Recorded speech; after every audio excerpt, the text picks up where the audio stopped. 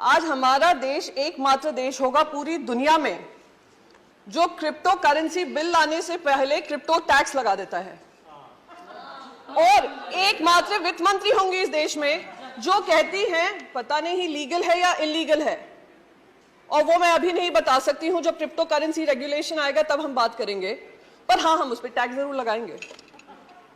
हम उस पर टैक्स भी लगाएंगे, हम उस पर टीडीएस भी लगाएंगे। और मैं जब माननीय एमपी को सुन रही थी, सर कुछ भी नहीं है, सर कुछ भी नहीं है। हाँ, जरूर लगा दूंगी सर, अगर आपकी अनुमति होगी। वित्त मंत्री बता दो दे लीगल है या इलीगल। जी, तो मैं यहाँ पर बस ये बात कहना चाहूंगी सर कि हमारा टैक्स भी लग गया उस पर, हमें ये भी नहीं पता कौन सा स्टेटस है उसका, एसेट क्लास है, क्या क्लास में उसके अंतर्गत किया गया है। जिस तरीके से बताया गया इस पर टैक्स लगाओ, टैक्स लगाओ, टैक्स लगाओ और बढ़ाओ, क्योंकि बाकी सारे देश कर रहे हैं, उससे मुझे ध्यान आता है, और शायद सभी को ध्यान होगा, जब देश में कंप्यूटर आया था, देश में जब कंप्यूटर आया था तो हमारा ये विपक्ष ही था जो बैलगाड़ी लेकर बाहर आकर अपोज कर रहा था, कहा था लाखों लाखों युवा बेरोजगार हो जाएंगे, बेरोजगारी चरम सीमा पे बढ़ जाएगी, ये सरकार युवा विरोधी सरकार है। और क्या हुआ? कंप्यूटर आने के बाद अगर किसी देश को सबसे ज्यादा फायदा हुआ, देश के युवाओं को फायदा हुआ, वो भारत के बच्चों को फायदा हुआ। आज हम लोग बड़े बड़े लीडरशिप रोल्स में हैं, दुनिया भर में लीडरशिप रोल्स में हैं, तो उसका फायदा हमारे युवाओं को हुआ। तो बार बार ये कहना कि ये जो है बहुत ही गंदी चीज हो रही है, बहुत ही गलत चीज हो रही है क्योंकि हमें नहीं समझ में आ रही है, तो ये गंदी ही होगी।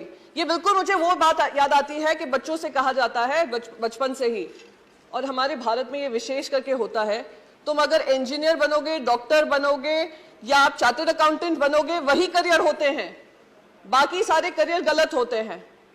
और अगर वो करियर गलत है, कोई और कुछ चूज करना चाह रहे हैं, तो उनको रोक जाने की कोशिश की जाती है। अगर रोकते नहीं है तो कहते हैं हम घर के बाहर निकाल देंगे।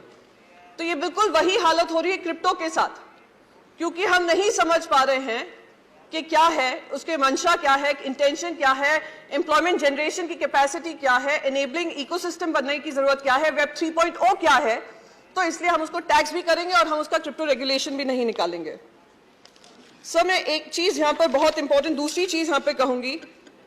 मैंने आपको कंप्यूटर का उदाहरण दिया, ऐसे ही इंटरनेट जब आया था, देश में ही क्या दुनिया में, हर डिस्ट्रप्टिव टेक्नोलॉजी आपको भी डिस्टर्ब करेगी, पॉलिसीज को डिस्टर्ब करेगी, और हमारी जिम्मेदारी बनती है कि हम उस टेक्नोलॉजी के आगे बनकर एक रेगुलेटरी फ्रेमवर्क बनाएं और इससे हम घबराएं नहीं। आज जब इंटरनेट आया, सबसे ज्यादा अगर फायदा हुआ तो हमारे ही देशवासियों को हुआ, पर दुख इस बात का होता है क्योंकि हम उनके लिए एक इनेबलिंग इकोसिस्टम नहीं बना पाए, उस वजह से वो दूसरे देशों में जाकर, आज आप कैलिफोर्निया देख लीजिए, यूनाइटेड स्टेट्स देख लीजिए, यूरोप देख लीजिए, जो जो बड़ी मल्टीनेशनल्स हैं, टेक्नोलॉजी रिलेटेड कंपनीज हैं, उसको हेड हमारे इंडियंस ही करते हैं। तो आज वही टैलेंट अगर हमारे देश में ऐसी कंपनीज बनाता तो क्या हमारे देश को फायदा नहीं होता? Sir, I will just conclude with just one last bit कि sir, we are living in the world of web 3.0. Either we choose to bite the bullet or we dodge the bullet.